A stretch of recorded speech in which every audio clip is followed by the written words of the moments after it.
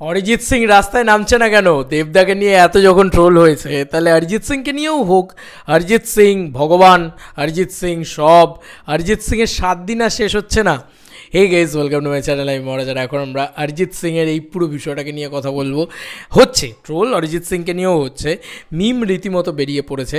এই যে দেখতেই পাচ্ছ মিম, এবং এই যে দেখতেই পাচ্ছ সেই ক্যাপশন, সেই সমস্ত কিছু। দেখো, আমি অরিজিৎ সিংকে হেট করি না, আমি সেই ফেক নিউজ দাতাদের হেট করি, এবং যারা ফালতু ফালতু দেবদাকে অপমান করছিল তাদেরকে হেট করি, এবং যারা ফেক নিউজ ছড়িয়েছে অরিজিৎ সিংয়ের নামে সেটাকে হেট করি। অনেকে বললো অরিজিৎ সিং নাকি টুইটারে সত্যি সত্যি ওনার অ্যাকাউন্ট আছে, এ আছে, ও আছে। অনেক কিছু মানলাম, অনেক কিছু হলো, কিন্তু কি ঘটনা জানো তো? অ্যাকচুয়ালিতে অরিজিৎ সিং সত্যি ওই কথাটা বলেনি। যদি বলতো তাহলে আজকে এই জায়গাটা থাকতো না। দেখো, অরিজিৎ সিং যদি কথা রাখতো, কথা দিত, অরিজিৎ সিং একটা কথা তো বলেছে যে তার ক্ষতি হচ্ছে, তার এই পুরো ঘটনাটাতে তার গান বাজনা করা, স্টেজ শো বা ইত্যাদি ইত্যাদি যা যা শোজ আছে, যা আছে, সেগুলো সমস্ত ক্ষতি হয়েছে। তারা বুঝতে পারছো, অরিজিৎ সিংও নিজের লাভটা বোঝে এবং নিজের জায়গাটা বোঝে। অরিজিৎ সিং, যারা অরিজিৎ সিংকে ভগবান মানে, আমি অবশ্যই তাদেরকে রেসপেক্ট করি, এবং আমি অলসো অরিজিৎ সিংয়ের একজন ফ্যান, অরিজিৎ সিংয়ের একজন শ্রোতা।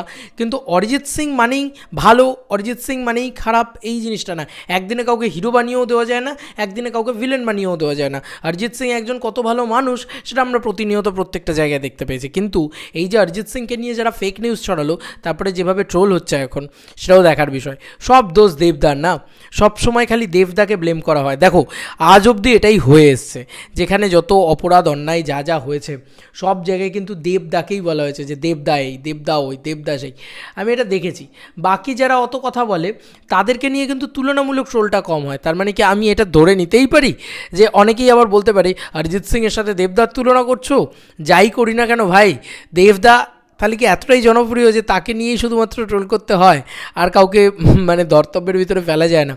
আর দেবদার জনপ্রিয়তাও আমি কোনো অংশে কম মনে করি না, কারণ দেবদা is the biggest superstar in our Tollywood industry.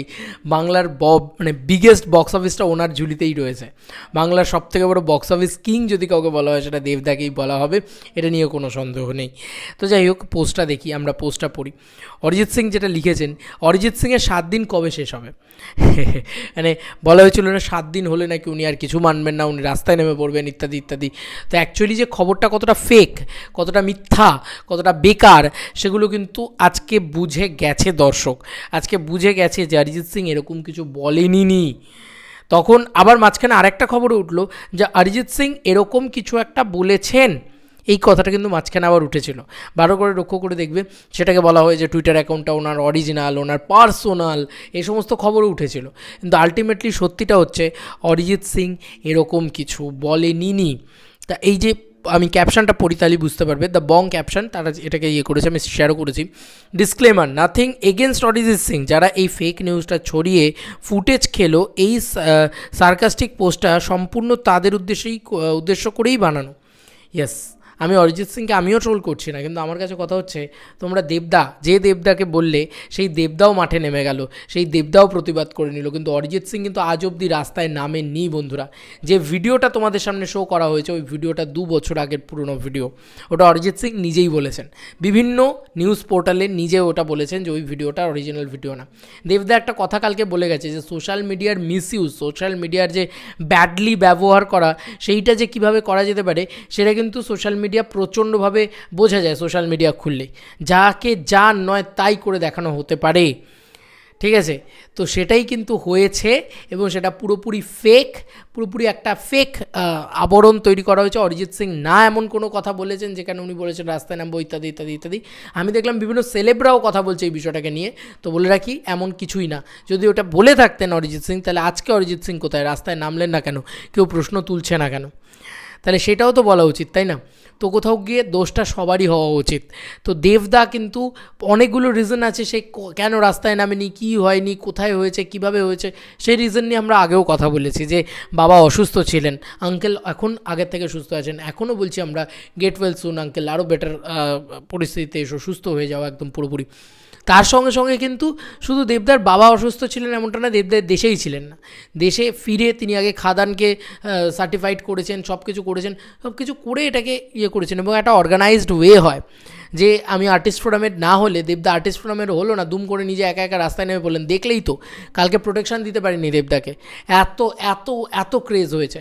উনি বাংলার সব থেকে বিগেস্ট সুপারস্টার। আর সুপারস্টার আর সিঙ্গারদের ভিতরে একটু ফারাক থাকে। জিয়াগঞ্জে কিন্তু অরিজিৎ সিং এখনও নিজের ছেলেকে নিজে নিতে যায়, আসতে যায়।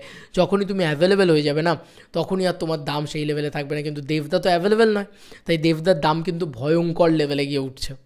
তাই এইটুকুই বলবো যে এই যে দেবদা, মানে দেবদা না করলেই সঙ্গে সঙ্গে বক্তব্য, দেখো দেবদা করছে না, অরিজিৎ সিং করছে, এই ধরনের যে একটা সো কল্ড অরিজিৎ লাভার্স যারা এবং যারা ফেক জিনিসপত্র ছড়ালো অরিজিৎ সিংয়ের নামে, তাদের উদ্দেশ্য করে এই ভিডিওটা, যে ভাই অরিজিৎ সিং না বলেছে এরকম ধরনের কথা, না নেমেছে রাস্তায়, না আজ অবধি একবারও রাস্তায় নেমেছে এই পুরো বিষয়টাকে নিয়ে।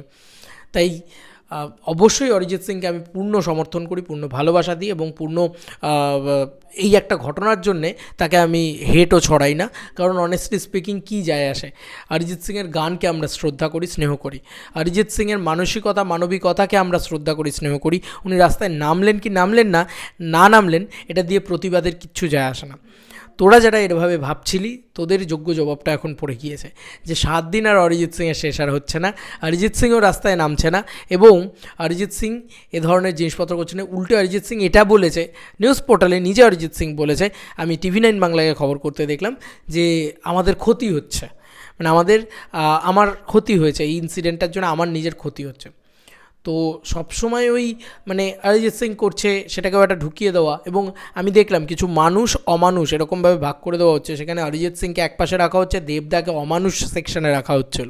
সেই দেবদাই রাস্তায় নেমে চিৎকার করে করে কথা বলেছে, অরিজিৎ সিং কিন্তু আজ অবধি রাস্তায় নামেনি। যাই হোক, তার জন্য আমি অরিজিৎ সিংকে হেট করি না, কোনোভাবেই করি না, করতামও না, করবো না। ওই যে বললাম, একদিনে কাউকে হিরো বানাই না, একদিনে কাউকে ভিলেন বানাই না। চলো বন্ধুরা, নতুন কোনো ভিডিওতে দেখা হবে, বাই।